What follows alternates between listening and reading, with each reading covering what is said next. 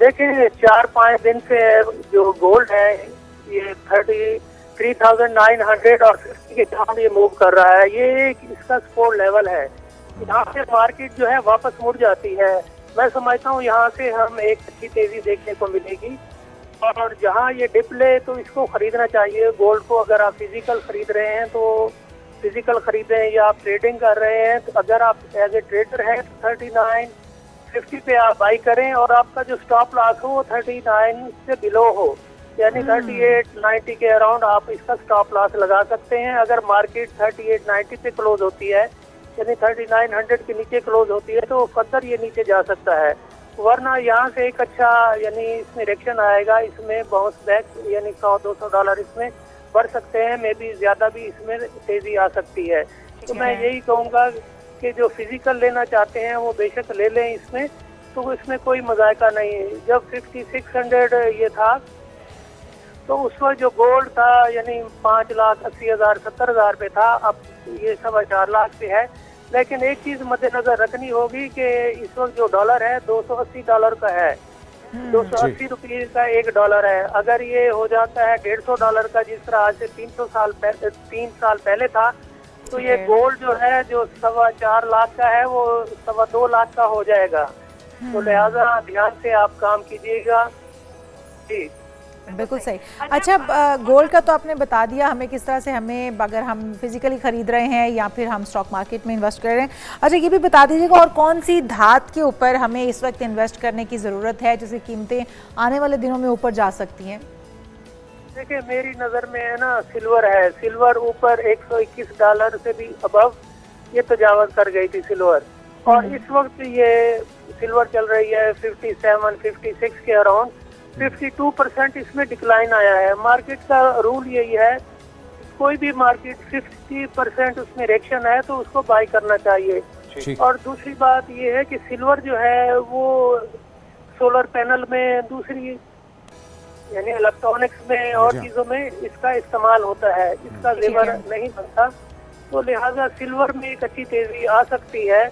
जो अगर 57 के अराउंड अगर आप सिल्वर को बाई करते हैं तो ये $100 भी ये क्रॉस कर सकता है सिल्वर। और जी बुखारी साहब, आपने हमें बिटकॉइन का भी कहा था जिस वक्त वो 89,000 पे था, आपने कहा था कि शायद 47,000 तक भी जा सकता है और हमने देखा कि वो एक रोज़ पहले 59,000 तक भी पहुंचा है। तो अभी ये दोबारा बाउंस बैक करेगा या इसमें और पोटेंशियल है नीचे जाने का? सोने का, चांदी का तो आपने बता दिया, क्रिप्टो के अंदर भी इन्वेस्ट करना चाहिए। और इसका दारोमदार किन चीज़ों पे है? जंग रुकने का इंतज़ार किया जा रहा था, जंग तो तकरीबन रुक चुकी है, मुआहिदा MOU पर दस्तखत भी हो चुके हैं, तो अभी तक ये बाउंस बैक कीमतें कब तक कर सकती हैं?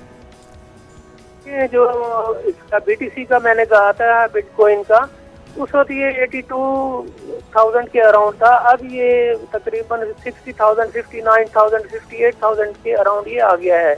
और इसका जो बॉटम है वो जुलाई-अगस्त के अराउंड में देख रहा हूँ। अगर ये किसी निचले लेवल पे आए यानी 30,000 के अराउंड आए या नीचे इसके आए तो फिर इसको बाई करना चाहिए।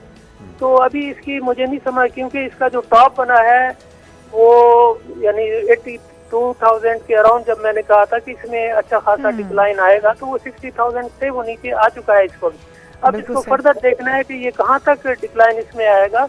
देखिए कोई भी मार्केट स्ट्रेट नीचे नहीं जाती, इसमें रिएक्शन आते रहते हैं। मुझे अभी बिटकॉइन का कुछ समझ में नहीं आ रहा। जब इसका बॉटम बनेगा तो यकीनन मैं आपको बता दूंगा कि अब इसका बॉटम बन चुका है, इसको आप बाई कर सकते हैं। जी ठीक है। अच्छा बुखारी साहब, ये भी ज़्यादा बताइएगा कि जितनी कीमत अभी नीचे आई है आलमी मंडी में भी, पाकिस्तान के अंदर भी उसके असरात देखे जा रहे हैं गोल्ड की, उसकी वजूहात क्या हैं? क्या जंग का खात्मा ही इसकी बड़ी वजह है या कोई और वजह भी है? नहीं, जंग का खात्मा इससे कोई ताल्लुक नहीं है। जब जंग स्टार्ट हुई थी तो उस वक्त बेसिकली ये होता है कि लोग बाई करते हैं। उस वक्त ये 5400 के अराउंड था, 5400 के अराउंड। वहाँ से मार्केट जो है $41 तक ये आ गया था, $4100 तक गोल्ड आ गया था। इस पे डिपेंड नहीं करता, ये न्यूज़ पे है या डॉलर पे है। अगर डॉलर में स्ट्रेंथ आती है तो ये यानी ये कमजोर होता है, गोल्ड की प्राइसेस नीचे जाती हैं। और अगर डॉलर वीक होता है तो फिर गोल्ड की प्राइसेस अप होती हैं।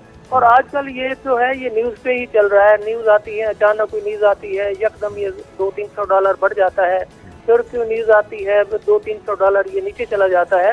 लेकिन 5,950 के अराउंड मैंने देखा है कि ये एक सपोर्ट लेवल है और यहाँ पे 5-6 दिन हो गए मार्केट ने इसको गोल्ड ने ब्रेक नहीं किया। तो यहाँ से मैं समझता हूँ कि इसमें रिएक्शन यानी अपवर्ड मूवमेंट इसमें आ सकती है, अनलेस के ये 5,900 के नीचे अगर क्लोज हुआ तो फिर ये और फर्दर नीचे जा सकता है, वरना यहाँ से गोल्ड जो है इसकी प्राइसेस अप हो जाएंगी। अब ट्रेडर्स के लिए देखें ये है कि पाकिस्तान में कोई ऐसा इदारा नहीं है कि जहाँ पे हम इन्वेस्ट कर सकें। लोग जो हैं वो यूरोप में और दूसरे सेपरेट कंपनीज हैं उनमें लोग इन्वेस्ट करते हैं। पाकिस्तान मर्केंटाइल एक्सचेंज बनी हुई तो है, लेकिन उसमें आप देखें कि इतना बड़ा तजाद है। अब मंडे को वो 3 बजे ओपन होती है, एशियन मार्केटें जो है वो 3 बजे ओपन हो जाती हैं, लेकिन ट्यूसडे को वो जो है 3:30 पे ओपन होती है पाकिस्तान मर्केंटाइल एक्सचेंज, और आधे घंटे में जो मार्केट है वो यानी $30 से $50 तक वो मूव कर जाती है। तो यहाँ पे सिवाय लॉस के और कुछ नहीं है, ये एक यूजलेस है पाकिस्तान मर्केंटाइल एक्सचेंज, इसमें तो इन्वेस्ट करना ही नहीं चाहिए। जो भी इन्वेस्ट करता है, मैंने कई लोगों से पूछा, उन्होंने कहा अगर आपने लॉस करना है तो आप पाकिस्तान मर्केंटाइल एक्सचेंज में इन्वेस्ट करें। दूसरा आदमी यहाँ ये है कि कुछ प्राइवेट कंपनियां पाकिस्तान में ऐसी हैं जो सादा लोगों को घेर लेती हैं और उनको ट्रेड कराती हैं, और उनमें जो है वो यानी बकेट शॉप होती हैं उनमें। ठीक है, तो जितने भी इन्वेस्टर्स हैं उनको सोच समझकर इन्वेस्ट करना होगा और कहीं ऐसी जगह पर इन्वेस्ट ना कर बैठें जहां पर फिर उनको हाथ मलने पड़े। बहुत शुक्रिया, हमारे साथ रियाज बुखारी साहब गोल्ड मार्केट एक्सपर्ट मौजूद थे।